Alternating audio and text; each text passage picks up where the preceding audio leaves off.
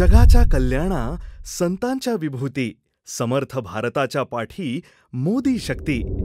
आपल्या अभंगांमधून वैश्विक विचार देणारे संत श्रेष्ठ जगद्गुरु तुकाराम महाराज लिहितात, विष्णुमय जग वैष्णवांचा धर्म, भेदाभेद भ्रम अमंगळ।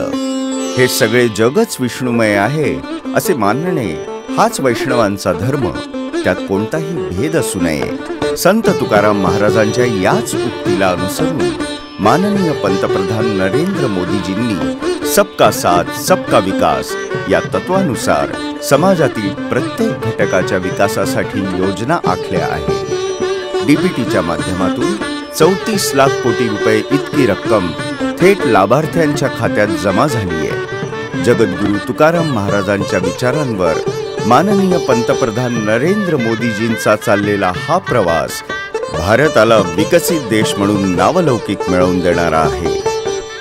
संत वचनाचा स्वीकार, माननीय मोदीजींच्या नेतृत्वातील नव्या भारताचा हाच निर्धार। नव्या संत वचनासह उद्या पुन्हा भेटूया।